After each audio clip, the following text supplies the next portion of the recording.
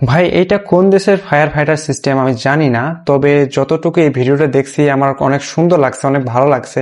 বিষয়টা এখানে যতটুকু বোঝা গেছে যে কিছু কিছু উস্কো কান্ট্রি আছে যেগুলো মরুভূমি প্রায়, মানে ওদিকে বৃষ্টি হয় না, বৃষ্টির অভাবে গাছপালা মরে যাইতেছে।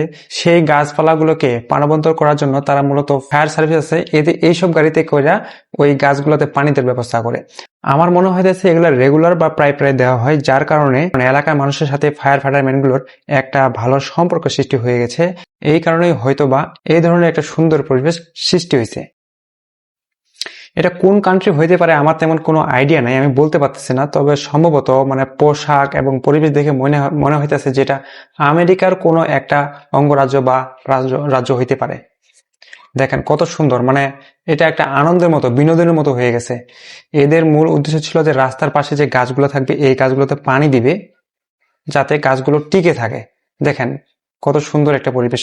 মানে ফায়ার ফাইটারম্যান গুলো তাদের মেশিন দিয়ে এলাকাবাসীদেরকে পানি দিতেছে, আর এলাকাবাসী কি করতেছে, ছোট একটা বদনা বা ভাড়াতে কইরা বাসা থেকে পানি আনা তাদেরকে দেওয়ার চেষ্টা করতেছে। মানে এক কথায় এটা আনন্দ বা উৎসব মুখর একটা পরিবেশ। এই যে দেখেন গাছপালাগুলোতে পানি দেওয়ার চেষ্টা করতেছে,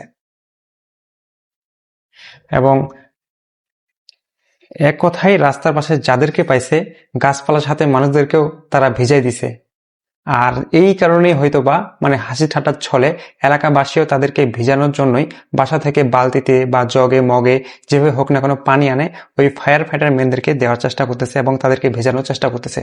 যেটাই হোক না কেন এখন পর্যন্ত আমার যেটা মনে হয়েছে, মানে এক কথায় অসাধারণ একটা পরিবেশ এবং অসাধারণ একটি উৎসব মুখর পরিবেশ এখানে সৃষ্টি হয়েছে।